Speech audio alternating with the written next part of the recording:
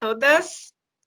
Hoje a gente está aqui com a Karina Fukumitsu. Ela é psicóloga, pós-doutorado pelo Instituto de Psicologia da USP, mestre em Psicologia Clínica pela Michigan School of Professional Psychology.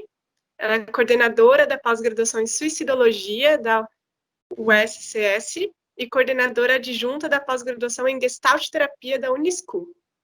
E, além de tudo, ela é uma queridíssima, né?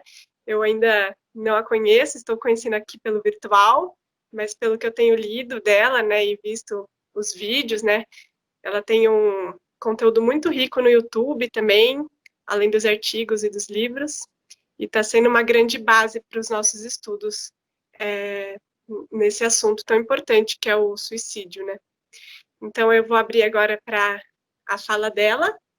E quem quiser ir fazendo os comentários e perguntas no chat, já podem ir fazendo, que ao final da fala dela eu vou ler na ordem que vocês tiverem mandado, para que ela possa ir respondendo, que a gente possa ter essa conversa, né? Deixar meu microfone.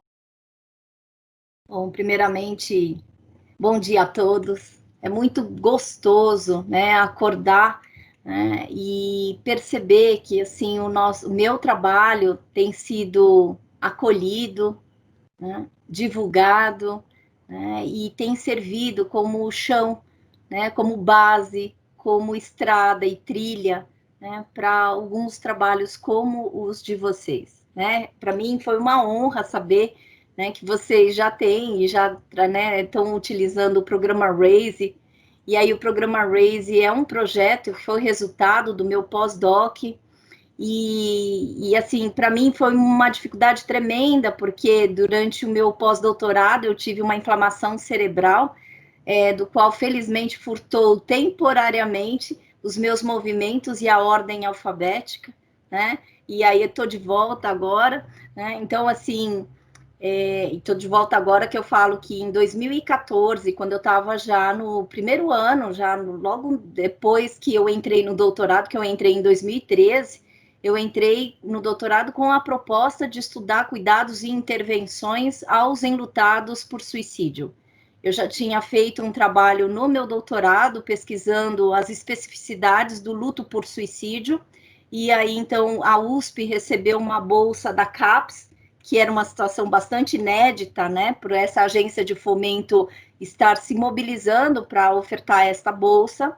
A Maria Júlia Kovacs, que foi a minha orientadora do doutorado, ela me passou essa divulgação de que abriu-se um concurso para pós-doutorado, né? Então, assim, eu defendi o meu doutorado em maio de 2013 e em novembro a Júlia me mandou essa divulgação que estava aberto esse concurso e que a USP tinha recebido essa bolsa, né, da agência de fomentos da CAPES. E a Júlia falou assim, Karina, se você quiser, eu posso te orientar, né?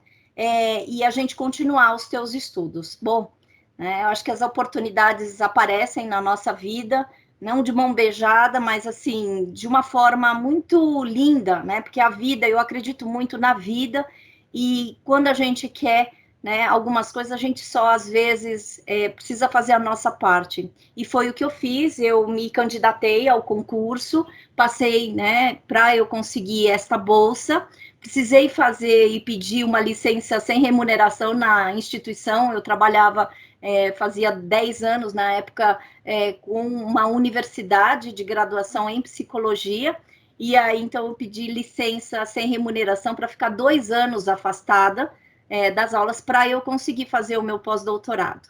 Só que como a vida não é do jeito que a gente quer, isso aconteceu em novembro de 2013, eu fiquei um ano, né, fazendo esse pós-doc, e após um ano, praticamente, de pós-doc, eu tive essa inflamação cerebral. E eu entrei às pressas num hospital aqui de São Paulo, com um diagnóstico de esclerose múltipla, com, assim, a perda parcial dos meus movimentos, me sentindo exausta, e ao que eu descobri depois que era um adoecimento autoimune.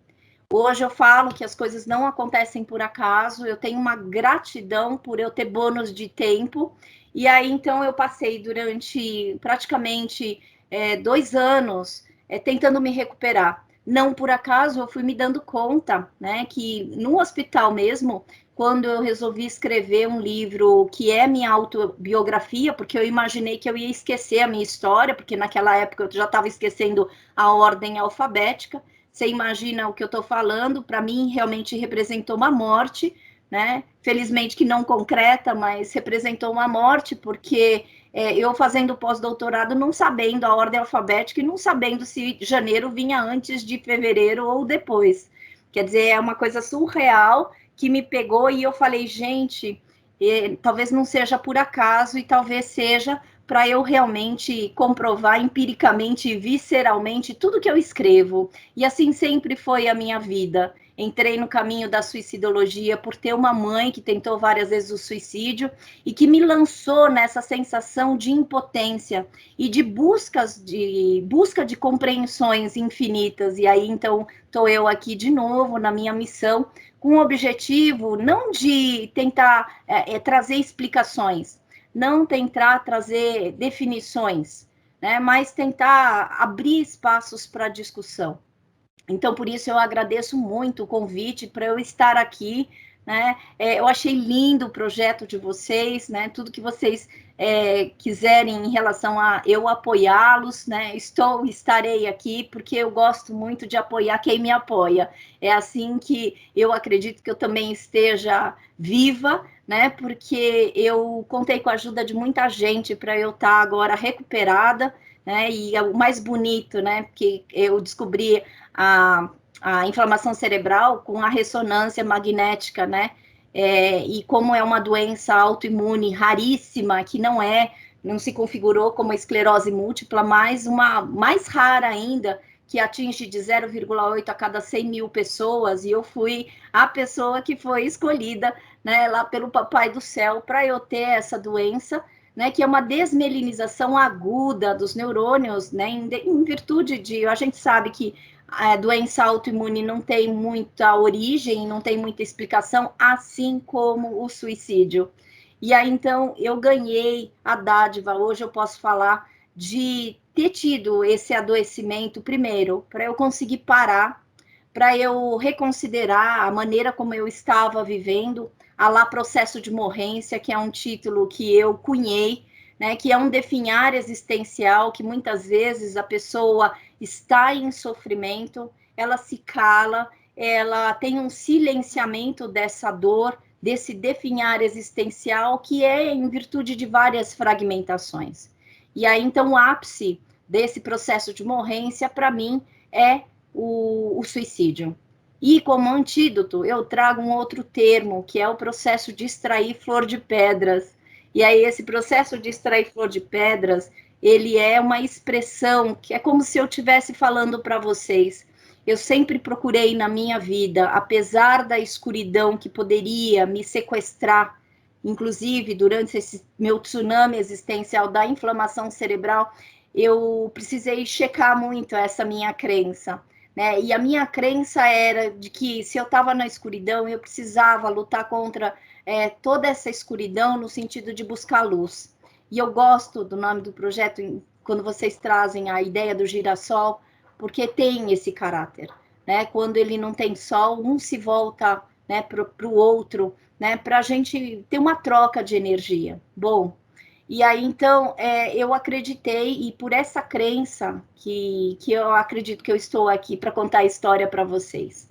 E aí, então, como eu tinha interrompido o pós-doutorado durante essa fase de adoecimento, fiquei, então, tive a inflamação em 2014, e aí em 2017, né, na verdade, 2015, eu volto para fazer a minha tarefa de pós-doutorado. A gente tem uma tarefa, né, principalmente como bolsista, é dar um curso, né, e foi o primeiro curso em pós-graduação que a gente teve, que se chama Suicídio, Luto, né, Prevenção e Luto.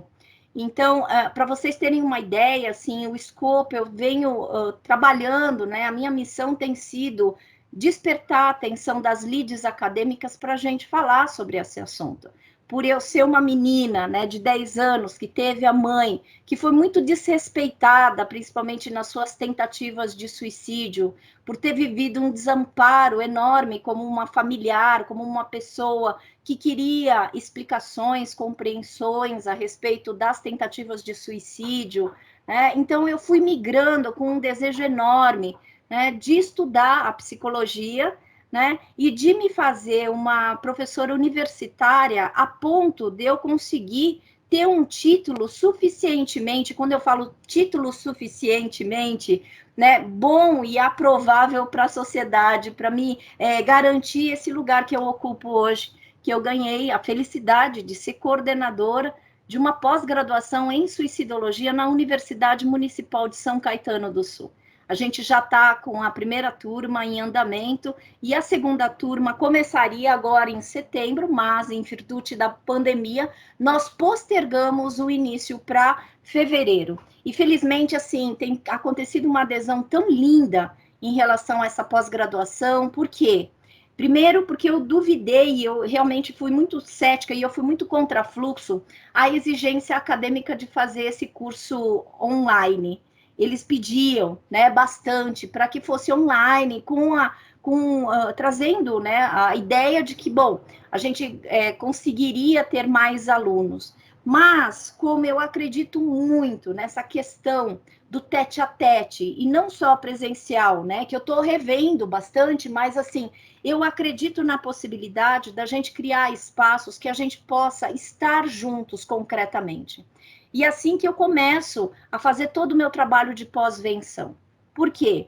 Contando para vocês, então eu ministrei a minha tarefa de pós-doc em 2015, consegui voltar porque eu comecei a perceber que eu já estava me lembrando da ordem alfabética, de algumas histórias dos meus clientes, porque eu também sou psicoterapeuta, e eu falei para a Júlia, eu acho que eu vou conseguir, mas que seja, né, no segundo semestre, porque aí eu acho que eu tenho condições, porque eu já estava escrevendo o livro A Vida Não É do Jeito que a Gente Quer, que eu falo que foi a minha salvação psíquica. Talvez eu tenha ajudado no meu cérebro a se reorganizar, né? E aí eu acredito mesmo na sabedoria organísmica, né? Porque é muito bonito ver isso, porque na ressonância, eu estava falando para vocês que eu descobri a inflamação pela ressonância magnética em 2015, depois, e foi logo depois que eu consegui terminar o livro, né? Porque eu demorei 2 anos e 2 meses para terminar, eu fui fazer a ressonância novamente. E aí, em vez de lesões, massas brancas no meu cérebro, tinham cicatrizes. E eu fiquei tão emocionada por ver aquelas cicatrizes, porque eu sou uma pessoa que ama cicatrizes. Porque a cicatriz é uma marca que a gente tem na nossa pele, órgão mais superficial que a gente tem, mas que nos mostra na nossa corporeidade que a nossa capacidade da gente lidar com as adversidades e que a gente tem uma sabedoria organísmica de cicatrizar aquilo que um dia era uma ferida enorme e que ficou em carne viva. Bom, considerando tudo isso, né, e eu já tenho um livro que foi a minha dissertação de mestrado, que é Perdas no Desenvolvimento Humano, que eu coloco que as nossas perdas são os melhores recursos, né, e os nossos melhores comprovações empíricas do nosso currículo existencial, que a gente consegue, sim, cicatrizar algumas feridas. Bom, aí, então, ofereci essa matéria de pós-doc, e em 2017, enfim, consigo terminar o meu pós-doutorado, o que resultou, que o relatório ficou imenso,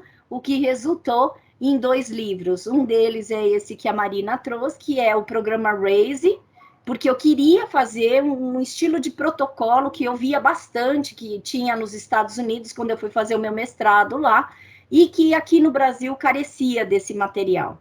E aí, então, resultou, então, tanto no programa RAISE quanto no livro Sobreviventes Enlutados por Suicídio, que foi publicado pela Sumos Editorial.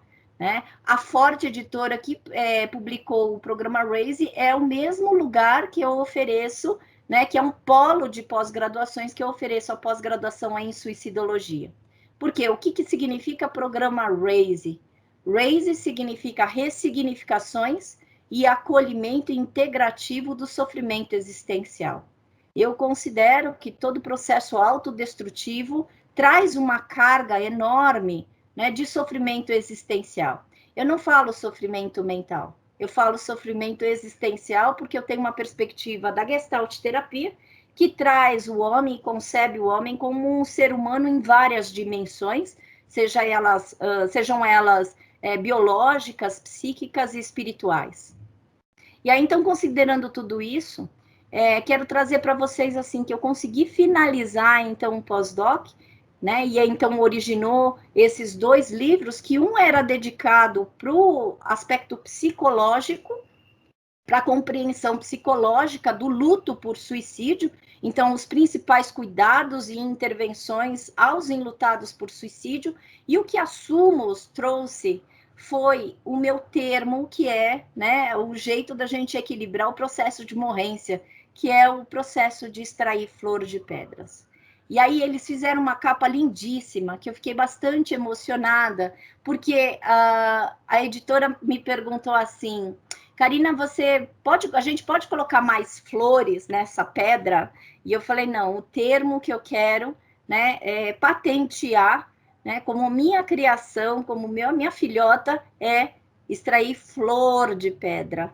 Porque o que significa para mim isso? Extrair beleza de um solo árido. É isso que eu sempre fiz na minha vida, é isso que eu trabalho com os meus enlutados, com as pessoas que eu tenho acompanhado, com as pessoas também que tentam o suicídio. A gente precisa buscar uma beleza no sentido não poético somente, mas no sentido concreto, que essa beleza a gente vai rastrear e escarafunchar quando você já se sentiu vivo na tua vida. E normalmente eu tenho essa resposta quando eu faço essa pergunta, quando você já se sentiu vivo na sua vida? Quando a pessoa me fala, pelo menos uma situação em que ela já se sentiu viva, eu falo, então a gente vai tentar perseguir novamente este sentimento que você já teve, que você se sentiu pertencente a você. Não é um caminho fácil, então por isso que eu falo que é um solo árido, lidar com a impotência o tempo inteiro. Gostaria de ser mais onipotente, inclusive, e muitas vezes eu uso a potência da afetividade, do amor, para que a gente possa trilhar juntos essa caminhada. Bom, e aí então a Sumos coloca na capa, né, uma flor apenas, e aí então esse processo de extrair flor de pedras, ele compõe 2 etapas. A primeira etapa é transformar dor em amor. E é isso que eu fiz na minha vida também, né? E é isso que eu vejo que as pessoas que extraem flor de pedras fazem.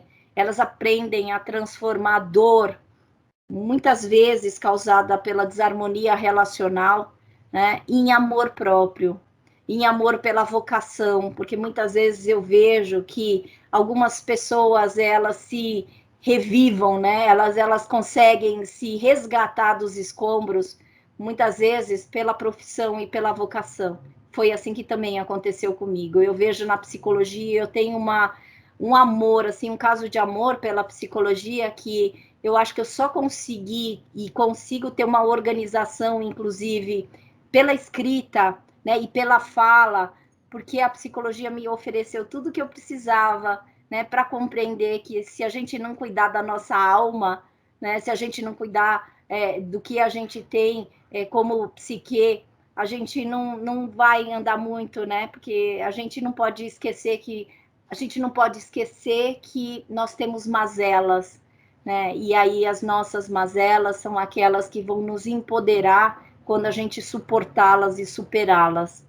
Bom, então, além disso, eu falei para vocês que então eu trago no programa Raise, porque eu queria fazer uma coisa mais técnica, muito americanizada mesmo, porque se você ler, você vai vendo que eu vou sendo assim, muito diretiva nas atividades, mas tentando ampliar as possibilidades, né? E aí, então, não por acaso, novamente a vida pede comprovação empírica e visceral daquilo que eu escrevo, quando eu consigo entregar o meu relatório do pós-doutorado, ou seja, eu finalizo o meu pós-doutorado, acontecem 2 suicídios. Primeiro aconteceu um primeiro suicídio no Colégio Bandeirantes, e que no primeiro caso, né, no primeiro dia que aconteceu, a diretora do Bandeirantes me procura pedindo para que eu pudesse ofertar acolhimento, porque ela estava bastante preocupada em relação ao que eles iam fazer, né, com a notícia do suicídio,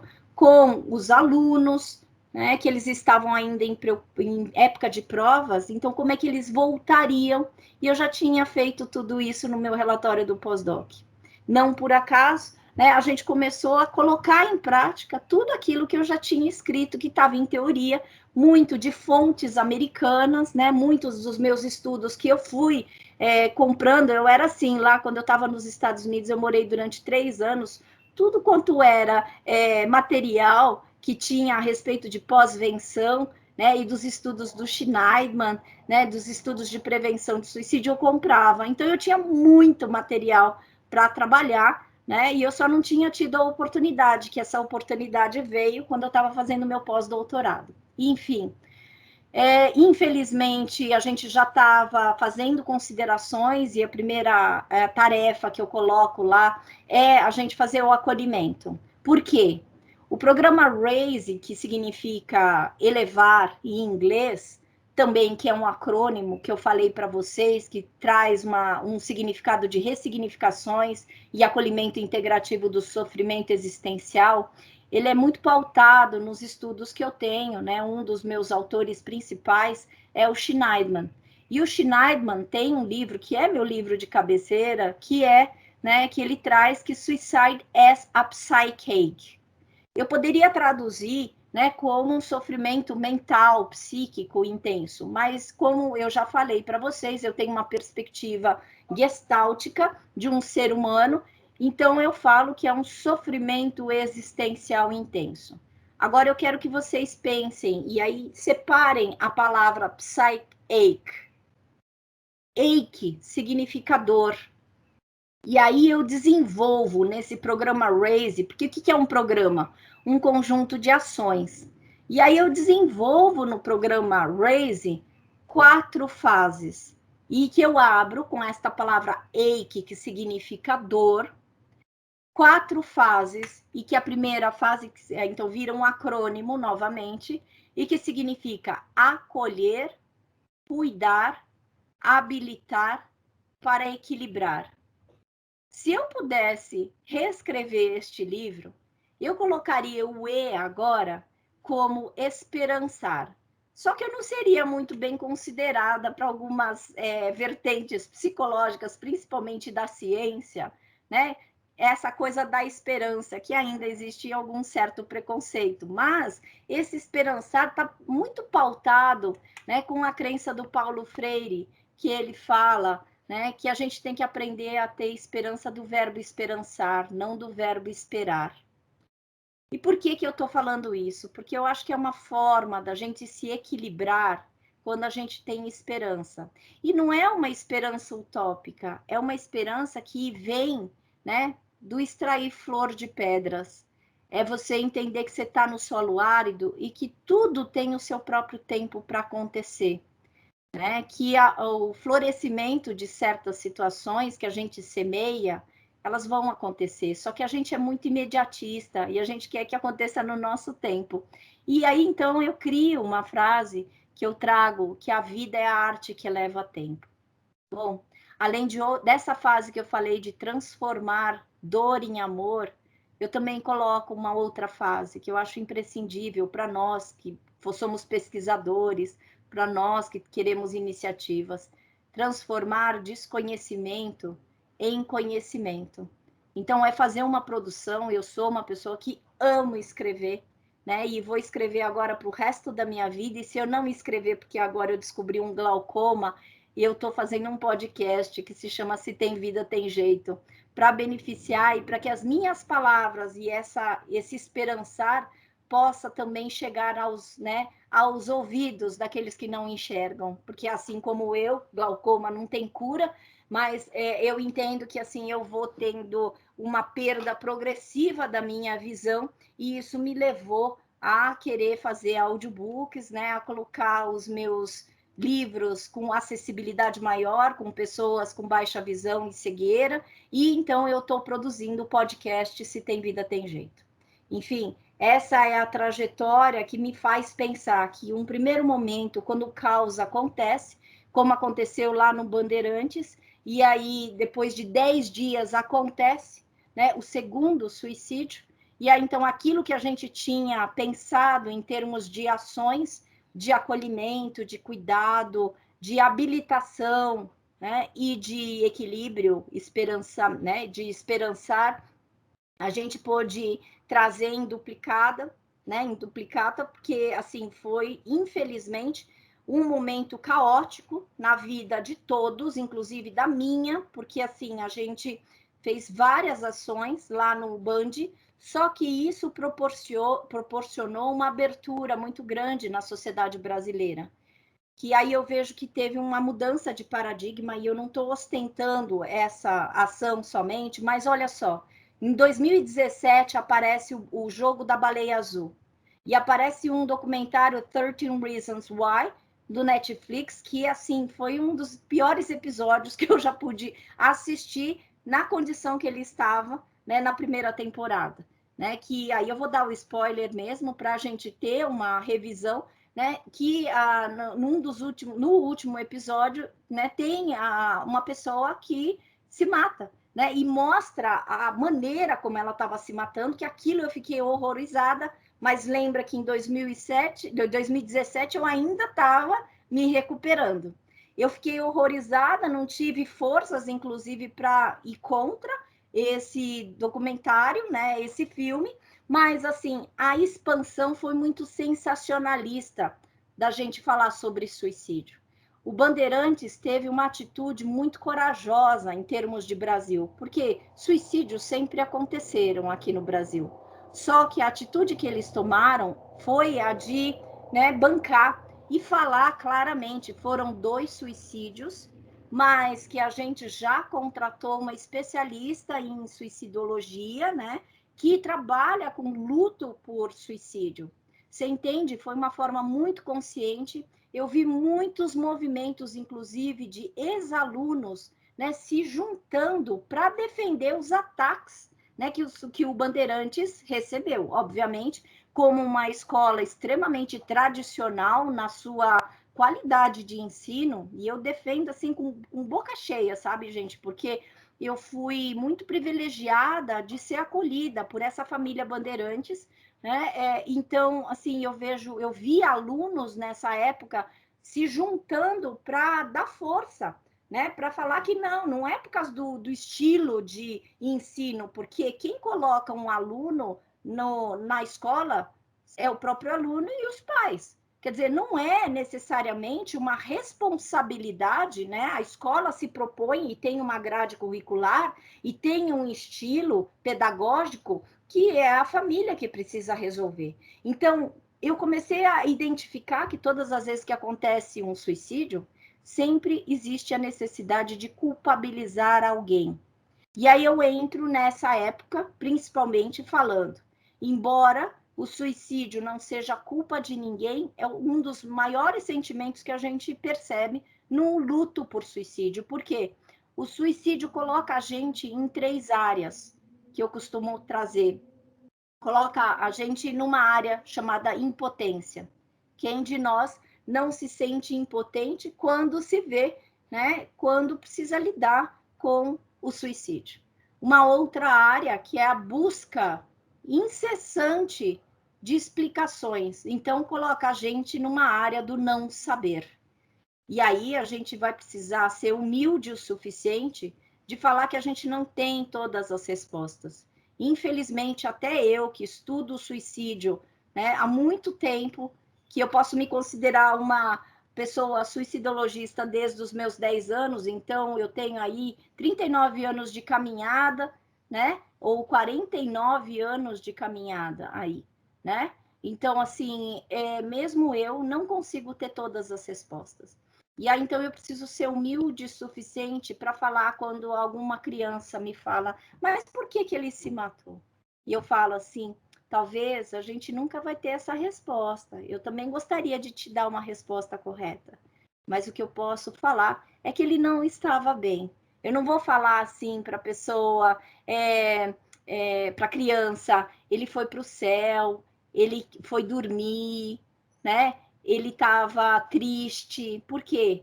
Porque pode dar a entender, dependendo da fase que a criança está, pode dar para entender que essa criança não pode ficar triste, que não pode dormir, né?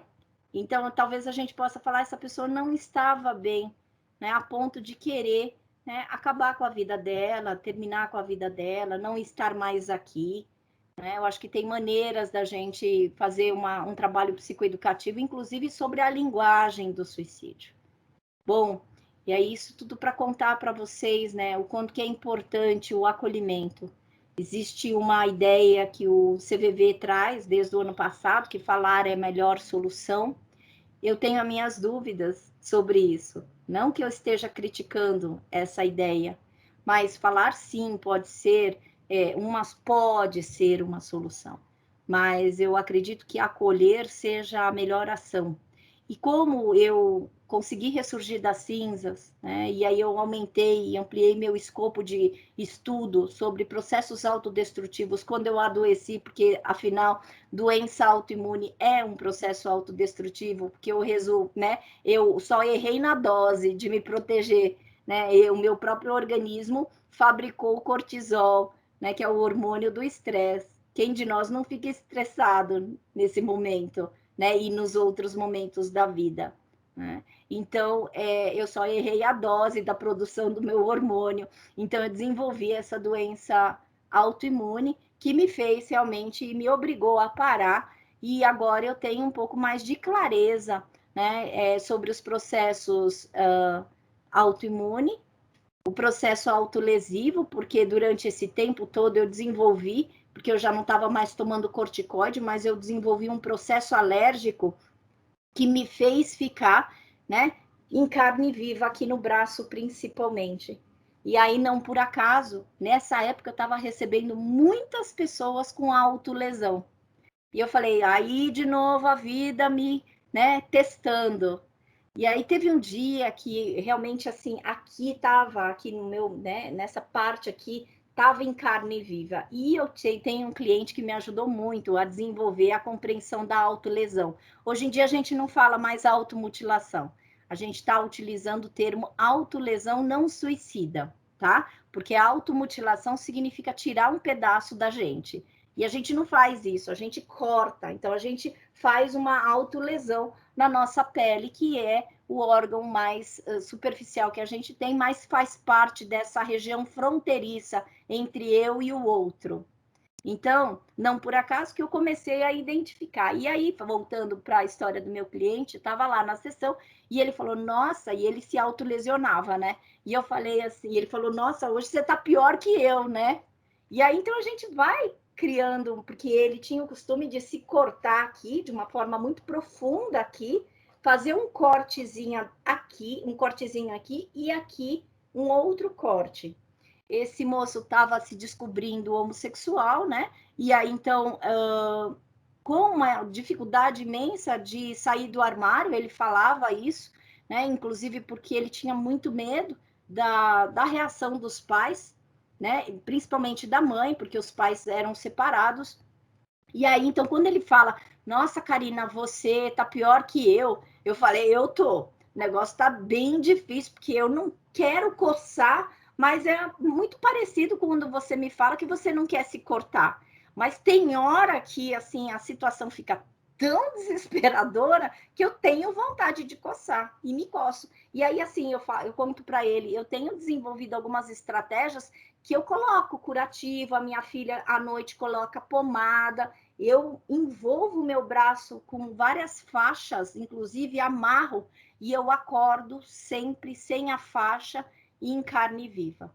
E aí ele falou, e aí, Karina? E eu falo, e como é que é para você, né, saber disso? Ele fala uma coisa muito linda, ele fala assim, você não tem vergonha da sua história. Eu falei, isso eu nunca tive. Até porque foi por causa da minha história que eu estou aqui viva. E ele me conhece na época também que eu adoeci. Eu falei, então eu faço da minha história o meu maior recurso, inclusive de fortalecimento, para eu bancar as dificuldades. E ele fala, eu tenho vergonha. E a gente vai trabalhando com toda a questão da vergonha dele, né, sobre os sentimentos principais, até que eu falo, se fosse para você, né, falar, quem seria alguém, né, que você gostaria de cortar? E aí, então, ele começa a descrever as pessoas e especificar as pessoas que ele gostaria de cortar na vida. Tanto é que, então, eu comecei a ter a oportunidade, através do meu carne viva aqui, da minha carne viva, a oportunidade de me aprofundar, né, na compreensão da autolesão, que é diferente. Enquanto o que eu falo que, assim, quem não explode em doença, aí o adoecimento autoimune, implode em suicídio. E aí eu começo a criar a ideia de que a autolesão, não por acaso sempre é nesta região, ou em outras, mas assim, mais comum a gente ver que é nesta região que as pessoas se cortam. Então eu falo que é o caminho do entre. Então, entre implosão, que é o suicídio, e explosão, que é o adoecimento, que é a segunda chance para a gente ressignificar as nossas percepções, existe um processo aqui, um caminho de autolesão, que aqui é diferente desses dois processos. Quando a gente fala que, e isso é recomendação e ensinamento do Schneidman, toda vez que alguém fala que quer se matar, a gente tem que buscar onde dói nessa pessoa, escarafunchar esse sofrimento, porque cada um sofre à sua maneira. E quando a gente tem um processo de doença autoimune, também a gente não sabe onde dói. Tudo atrai, né, numa sensação de que a gente tem que potencializar, né, a nossa autoproteção, porque o que está em risco é a imunidade, tanto é que autoimune, né? E aí, ao contrário do que acontece nesses dois, né, que são duas polaridades, na autolesão a gente tem que investigar que a pessoa coloca onde dói. Ela demarca. Então, eu entendo hoje que a autolesão é uma tatuagem da dor, que a pessoa escolhe, né, o tamanho do corte e a profundidade. Vejam bem, eu acho muito bonito que houve essa mudança na terminologia, porque a autolesão não suicida não indica que essa pessoa quer se matar, mas que é um jeito dela lidar com a ansiedade dela. Não por acaso, muitas pessoas que eu atendo e que eu atendi que têm essa autolesão, elas não queriam se matar, mas é um manejo da própria ansiedade delas. Tanto é que as pessoas falavam e falam para mim, é muito melhor eu sentir uma dor física a dor emocional. E aí, então, eu vou escarafuchar qual é essa dor emocional. Que você precisa fazer uma tatuagem da dor, e não pode fazer a tatuagem, né, de coisas prazerosas, porque tatuagem é isso, quando a gente quer, né, escolhe se tatuar, é porque a gente quer demarcar, né, na nossa pele, né, alguma coisa vívida, alguma coisa que faz sentido. Bom, acho que eu falei bastante coisa aqui para a gente só dar o start para provocar vocês. Eu espero que vocês estejam perguntando e a Marina vai me ajudar a compilar, né? Para a gente ir conversando sobre tudo que eu falei, os impactos, né? Porque eu falo para as pessoas, eu nunca consigo dar uma palestra, né?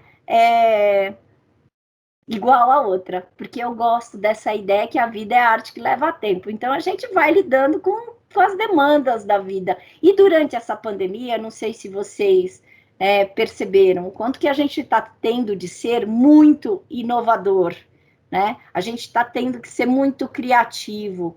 E uma das coisas que eu mais proponho no programa Raise é que a gente tem que fazer uma autoconstrução e uma autodescoberta para lidar com a autodestruição. Tá? Eu vou colocar aqui, Cecília, tá aqui, Cecília escreveu, Jéssica, por favor, você pode me passar o contato da palestrante? Posso colocar aqui no chat, ó, porque vocês encontram no meu site, www.karinafukumitsu.com.br. Pronto. Lá tem bibliografia de prevenção e pós-venção, que eu deixo acessível, que é a bibliografia que eu passo nos meus cursos, vocês podem baixar.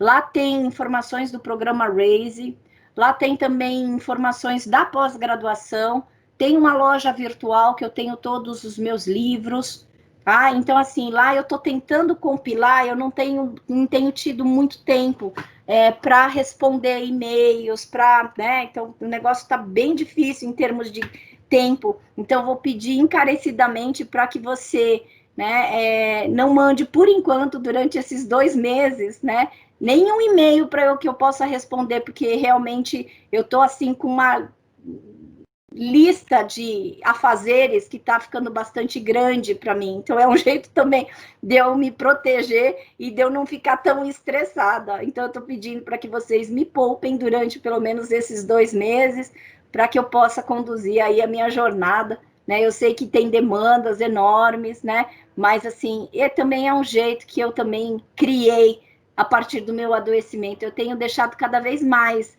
consciente para mim que eu preciso demarcar a minha comunicação, e minha comunicação tem que ser muito não, mas assertiva o suficiente para delimitar um território para que eu consiga conduzir minha vida, né? E eu acho que, assim, muitas vezes, né, a pessoa, por isso que eu falo que o suicídio é uma dor sentida, né, e não consentida, e é um ato de comunicação. Essa é a minha crença. E quando eu tive o adoecimento autoimune, foi porque eu engoli muito sapo. Eu não falava dos meus incômodos, até pelo jeitinho japonês de não querer incomodar, não causar incômodo, sabe? Não causar estresse e conflitos. Então, assim, eu era uma pessoa que tinha muita dificuldade para colocar limites. Hoje, graças ao adoecimento, eu encontrei forças para falar: se eu não falar e se eu silenciar os meus incômodos, eu vou ficar doente. Então, eu não quero. Para quem já foi para o limbo, né? Para quem já entrou no lodo, nunca mais eu quero chegar naquele momento de escuridão. Então, eu aprendi a comunicar as minhas dores e consentir que eu sinto o que eu sinto, que eu penso o que eu penso. Pronto. E aí, se a gente entender isso, é um certo autorrespeito que a gente começa a delimitar as nossas fronteiras. Eu acho importantíssimo. Marina. Temos duas perguntas aqui por enquanto. A Fernanda perguntou assim: Karina, o que você pode nos dizer a mais sobre o 13 Razões Por Quê, né? O 13 Reasons Why. Esse tipo de programa não deveria passar na TV? Tenho muito receio com esta série, o impacto no adolescente. Olha, eu sou muito contra a gente falar não, você não assiste para um adolescente, porque você vai ter o resultado inverso, tá? O que eu recomendo, e quando as pessoas me falam assim, então, porque assim, a gente não vai poder impedir que alguns programas ruins apareçam, tá? Tanto é que depois essa primeira temporada recebeu tanta crítica que eles fizeram uma revisão, né? E eles lançaram a ideia falando: olha, se você está em vulnerabilidade, não assista a esse documentário. Não adianta a gente falar para os adolescentes, para os jovens não assistirem. Aí a gente vai despertar curiosidade. O que eu fiz aqui com os meus filhos e com as pessoas, né, que eu atendia na época, porque assim, as pessoas falavam: nossa, eu me identifiquei muito, muito, né, com o filme. E eu falo com qual dos personagens? Porque não necessariamente a Hannah, que é a personagem principal. Tiveram muitos outros personagens que também trouxeram situações aí de violência, trouxeram situações de falta de proteção, falta de respeito, você entende? Então, assim, eu tentava alimentar essa discussão com cada pessoa. E com os meus filhos, eu falei: olha, tem um documentário e eu quero saber se vocês querem assistir com a mamãe, tá? Porque a ideia é tudo que você causa curiosidade e falar não, você vai ter realmente o efeito contrário.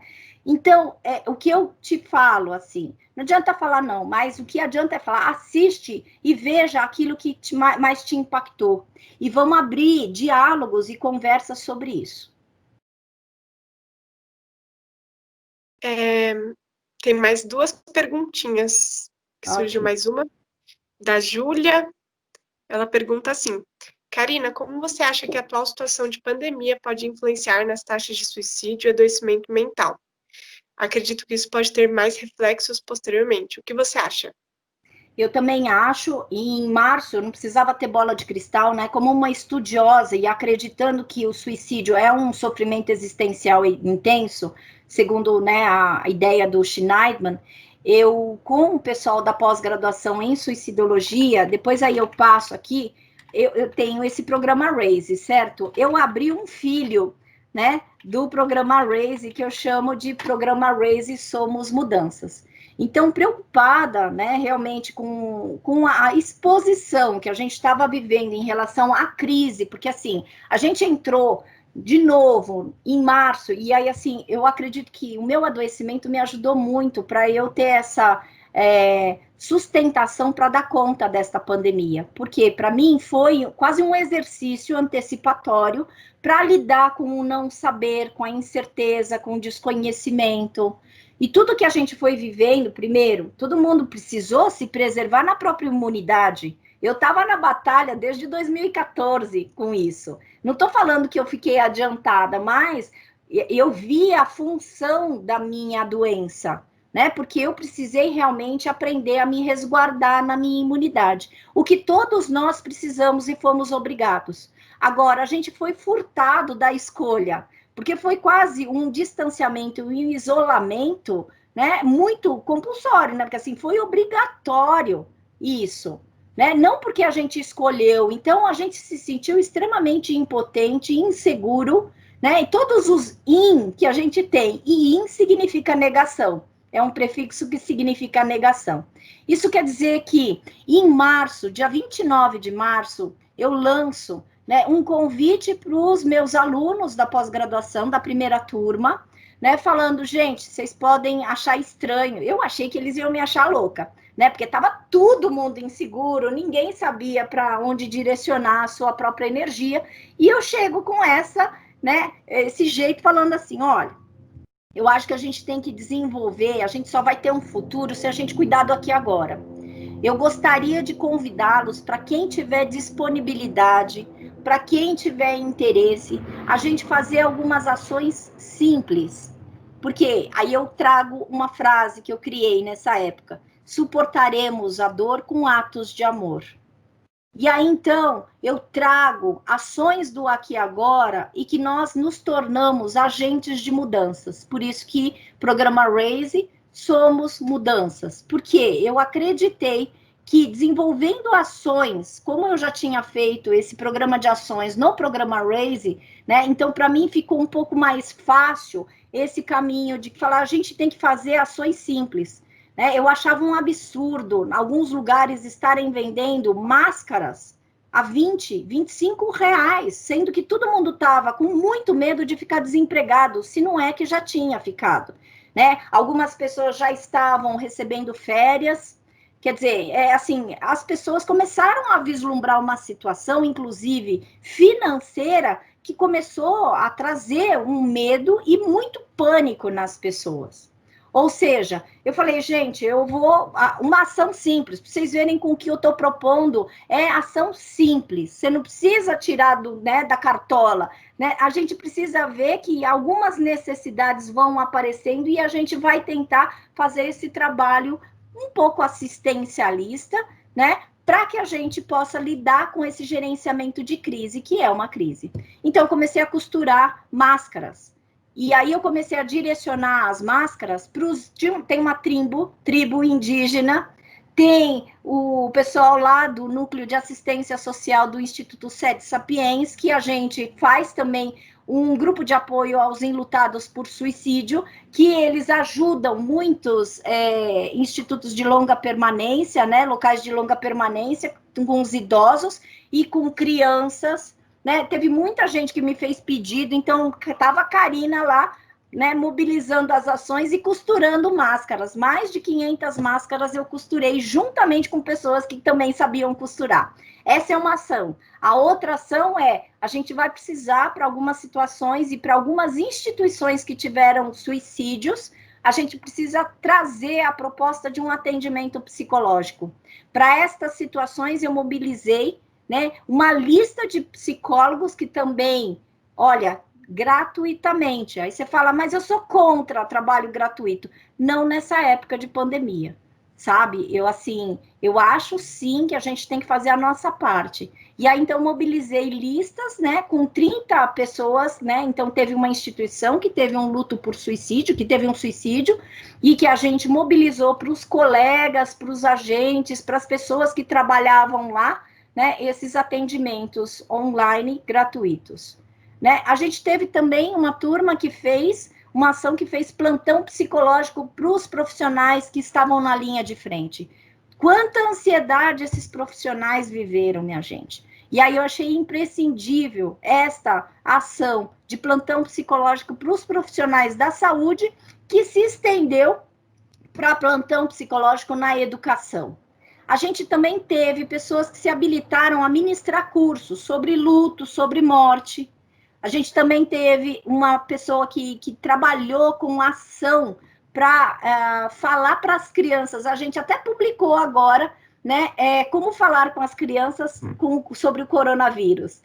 Então, assim, tivemos também outras ações, que é a roda de conversa para educadores, que aí eu faço parte dessa ação, que se chama Educar Dores. Então, a gente oferece mensalmente, né, à noite, um horário que a gente vai falando sobre temas e a gente cuida dos educadores. Como eu sou psicóloga e psicopedagoga, então essa área da saúde, da educação sempre me atraiu, né? Então, assim, são ações que, assim, as pessoas utilizaram da própria potência, da própria expertise. Então, para te contar que, assim, sim, eu já tinha imaginado que, primeiro, a gente ia estar vivendo uma onda de adoecimentos, como a gente tem vivido, porque sempre depois de uma crise é o olho do furacão que a gente tem que observar. E, obviamente, depois que a gente observa e a pessoa passa, né, essa fase, que ela começa a perceber tudo que ela perdeu, tudo aquilo que, né, ela precisou abrir mão, tudo aquilo que precisou ser modificado na vida dela, e isso é a crise, é quando a gente percebe, né, que a coisa não está boa. Porque durante a pandemia, minha gente, a gente só estava lidando com o instinto de sobrevivência. Então, a crise é a percepção, né, de tudo que você passou. E aí que realmente é problemático e a gente precisa ter uma atenção. Eu posso não querendo ser alarmista, mas assim, a gente está vivendo essa fase de adoecimento, que agora está caindo a ficha de tudo que a gente fez. E que agora é a hora da gente cada vez mais aumentar, né, o escopo de ações para a gente ajudar as pessoas. Por quê? A gente sabe que um sofrimento existencial intenso, né, culmina no suicídio. Logo, né, acho sim que infelizmente a gente, né, vai ver um aumento nas taxas de suicídio, mas que a gente sempre tem que cuidar desse aqui agora, fazendo ações de acolhimento e de cuidado. Vamos lá, Marina. Surgiu mais uma agora, então tem mais duas. Tá. Vamos ver se vai dar tempo. A Fernanda, outra Fernanda, diz assim: você tem alguma crítica acerca da campanha Setembro Amarelo? A minha crítica é uma coisa que eu tô assim desde o 2017. Eu publiquei um artigo que eu vou mandar para a Marina e depois ela disponibiliza. Eu escrevi no jornal da USP que a prevenção do suicídio deve ser prática diária. Né? Porque eu estava cansada de participar de eventos e que quando eu começo a ouvir e essa é a minha crítica, quando eu começo a ouvir colegas falando de números, epidemiologia, eu sei que é um jeito da gente ver a extensão do problema de saúde pública, né? Só que a gente tem que considerar que aqui no Brasil, infelizmente, a gente tem subnotificações. Então, aquele número é só uma amostra que números não representam pessoas. E como eu sou uma pessoa muito desse tete-a-tete, de querer cuidar, e eu arregaço as mangas mesmo. Eu sei assim, eu sou obreira no sentido de eu não quero ficar só no meu consultório, né? Fazendo a coisa acontecer, cuidando de um cliente. Eu tenho uma perspectiva que o suicídio não é só um fenômeno individual, e é coletivo, é social. A gente tem que fazer uma mudança e uma reestruturação aí de pensamento, inclusive, né? De forma de agir.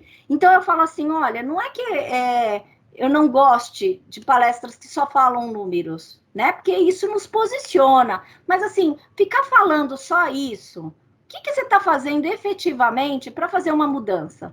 Né? Quer dizer, o que você, abrindo um espaço, e por isso que eu falei para vocês, eu gosto da ideia também de que falar é a melhor solução, sei lá se é, mas, assim, eu gosto muito da ideia de que acolher é melhor ação.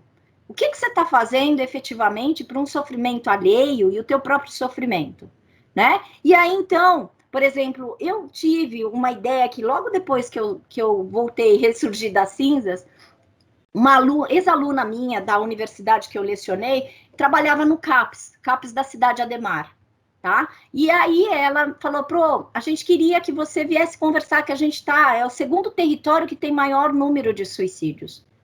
E aí eu falei assim, nossa, estava ainda muito mal, né? Mas eu falei assim, eu vou para conhecer um lado que eu não conhecia, porque a minha perspectiva era de ser professora universitária que desejava falar sobre isso, encontrar uma luz no meio do caminho na grade curricular para falar sobre essa abordagem da necessidade, né? Porque o meu maior medo sempre foi se eu recebesse clientes que falavam que queriam se matar, eu não sabia o que fazer. Por isso que eu me dediquei a trazer manejo do comportamento suicida, por isso que todas as vezes eu dou e ministro esses cursos. Bom, então eu fui lá para o CAPES da cidade de Ademar.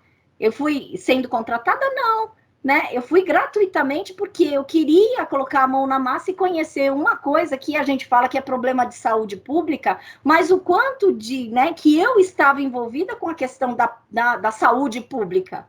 Eu estava lá naquele meu nicho, né, confortavelmente, recebendo as minhas sessões como psicoterapeuta. Então, eu fiz uma autocrítica, né, que qual é o meu papel na prevenção do suicídio. Aí, então, eu estou há 3 anos lá no CAPES da cidade Ademar. A gente fez essa última vez, né, a gente fez uma roda de conversa que em breve eu vou publicar, sabe? Então, assim, a gente faz exatamente dessa prática, eu tô há 3 anos e não vou largar de lá, a não ser que eles me larguem, entendeu? Mas, assim, e isso me rendeu, né, a possibilidade de ser contratada pela OS Santa Catarina. A OS Santa Catarina me contratou para dar várias capacitações e treinamentos. Então, assim, eu falo que assim, a minha grande crítica para o Setembro Amarelo é que não seja só Setembro Amarelo.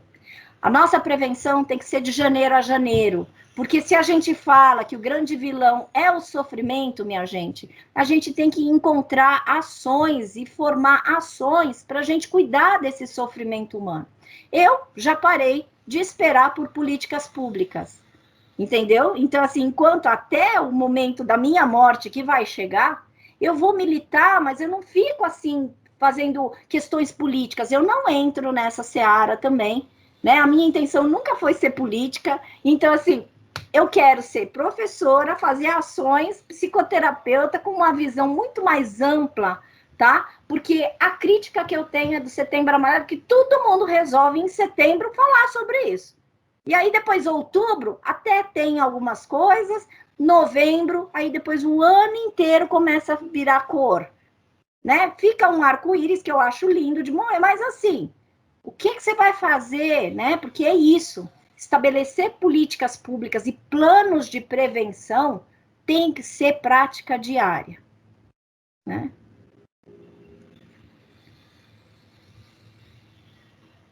Sim, Karina, é muito importante ressaltar isso, né? Eu vou fazer a última pergunta da Fernanda, outra Fernanda novamente. A Karina, ouvimos muito que a pessoa que fica comentando que vai se suicidar não é a que mais tem probabilidade de realmente tirar a própria vida. É verdade? Não, é mito, é pensamento. Porque assim, eu nunca coloco à prova isso, sabe? Eu sou uma pessoa que nunca coloco à prova. Se a pessoa está falando em se matar, né?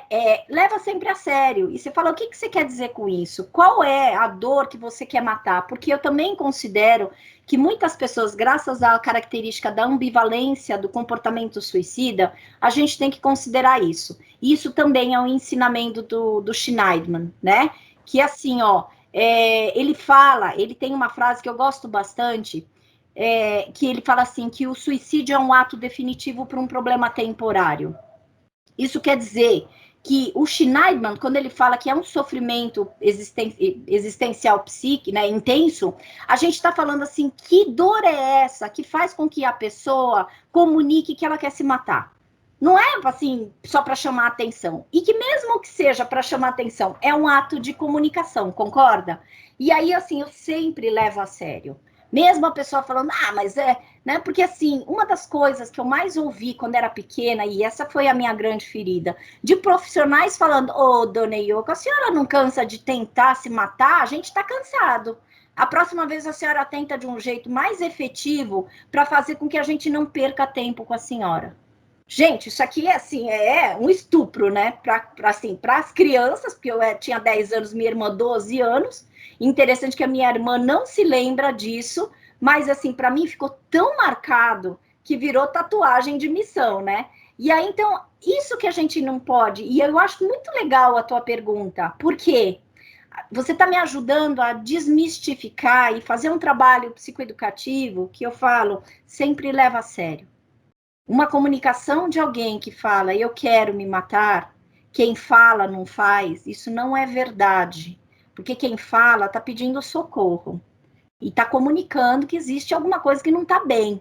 Ninguém fala que quer se matar se está super legal, mesmo que seja para chamar atenção, tá? E aí eu acho que é legal, porque como eu trabalho com enlutados por suicídio, muitas vezes é muito desgastante ter alguém que quer se matar dentro da família. É muito difícil. E tem horas que dá muita raiva.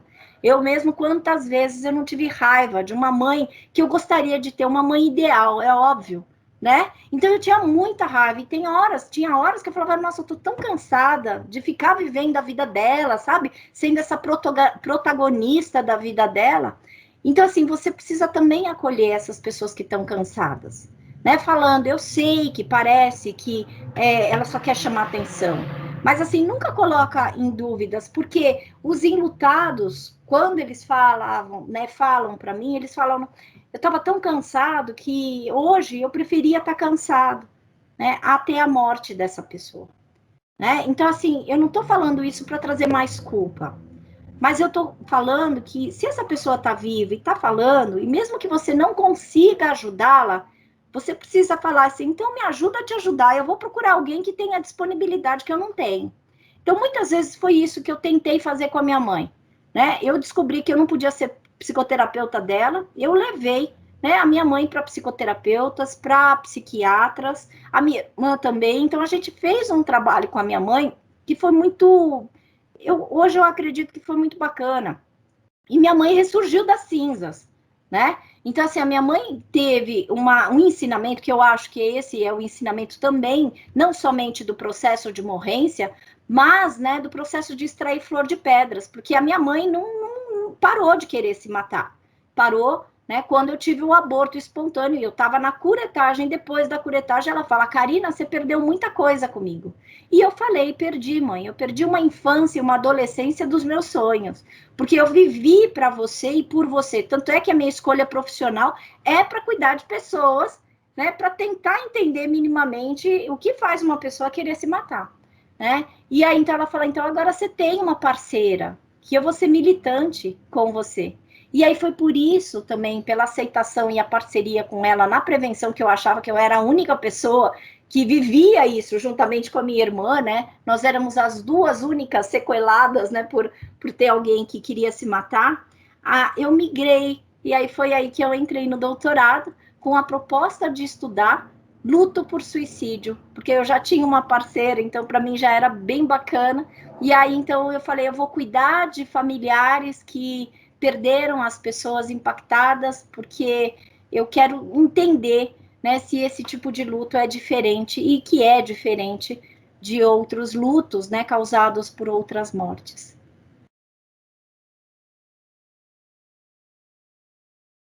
Marina? Karina, a gente passou um pouco do tempo, né? Mas muito obrigada, muito Nossa, agradecida pela sua fala, foi incrível te ouvir hoje. E eu acho que eu falo por todos aqui que fica um enorme agradecimento por cada palavra e aprendizado.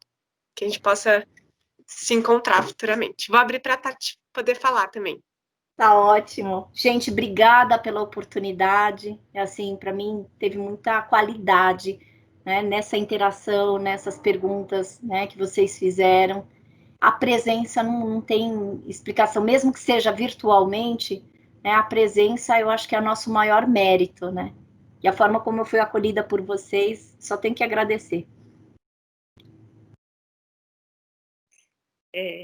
Karina, a gente que te agradece, a gente te parabeniza pela fala maravilhosa, sempre muito inspiradora. Para a gente é um prazer. A gente sempre te lê, te escuta, e pela primeira vez nosso grupo está te escutando especialmente, né? Você está especialmente falando para nós. E isso faz muita diferença no nosso cotidiano.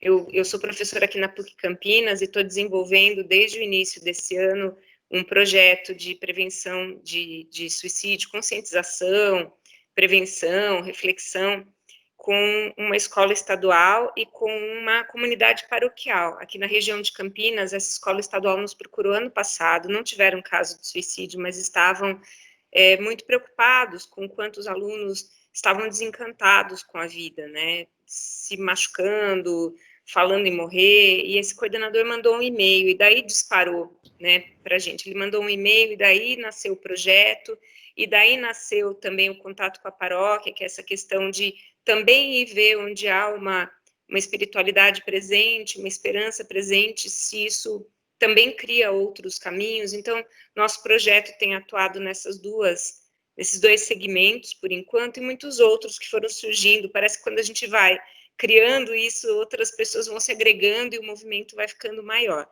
Então, na PUC Campinas, isso está dentro da extensão universitária, e foi onde a gente teve contato com o seu material, né? O Projeto Girassóis não está trabalhando com a aplicação do RAISE, né? A gente está criando uma outra rotina própria, mas a gente ficou muito inspirado pela forma com que você enfrentou o seu desafio dentro da escola também, e você ajudou a escola a enfrentar seu próprio desafio.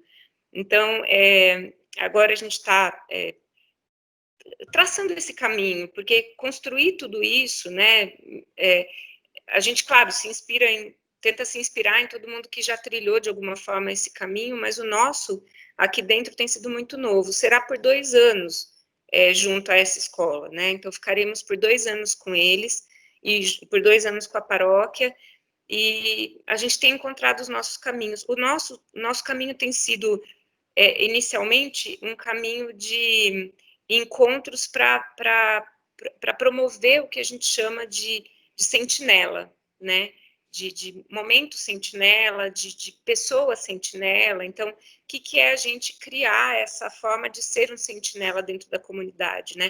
Aquele que olha dali do alto do castelo, não é que ele nunca dorme, né? Ele dorme também, ele descansa, mas enquanto ele está no posto, ele está atento a cada movimento, né, para que a vida dentro dos castelos, né, para que a vida dentro dos espaços se proteja. Então, a gente está fazendo o trabalho sentinela. Assim, lá para frente, talvez eu consiga te dizer um pouco dos nomes que as coisas foram ganhando conforme a gente foi caminhando, mas para a gente é um enorme prazer ter lido o teu caminho, ter acompanhado o teu caminho de longe, agora mais de perto, ter aprendido com aquilo que você viveu. Isso para a gente abre outros caminhos, outras possibilidades. Então, é uma enorme satisfação. Eu queria te agradecer mais uma vez, me colocar completamente à disposição para novos contatos, para a gente estreitar os laços, para a gente conhecer nossas comunidades também, apresentarmos, né, nas nossas diferentes comunidades. Ali no chat tem mais algumas pessoas pedindo nome de textos, nome de indicações, e enfim, ali vai estar o e-mail, a gravação vai estar disponível também, tá? E aí, se você quiser dizer algo mais para a gente poder fazer essa despedida, fique à vontade. Aqui eu deixo a minha despedida e meu agradecimento para você, e desejando sucesso, desejando recuperação aí das suas questões de saúde, para que você possa também seguir saudável, potente como você é. Obrigada. Tatiana, muito obrigada. Para as pessoas que pediram textos, eu deixei o meu site, tem bibliografia, tanto de prevenção quanto de pós-venção. Vocês podem baixar lá, tem várias indicações, não somente dos meus artigos, mas vocês têm, né, uma seleção dos livros que eu estudei, que eu estudo e que eu recomendo, tá bom? Então pode baixar lá. Então, agradeço demais, obrigada. Vivam plenamente, minha gente. Continua que isso que é importante. Vou mandar também para a Marina 2 textos, esse que eu falei da prática da prevenção, né? E vou mandar um outro que eu publiquei na revista da USP sobre suicídio do desalojamento de si para o desertor de si mesmo.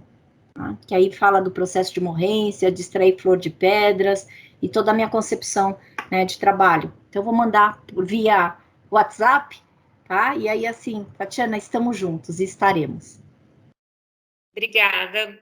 Bom dia para todo mundo, gente. Hoje encerramos a fala, agradecendo mais uma vez.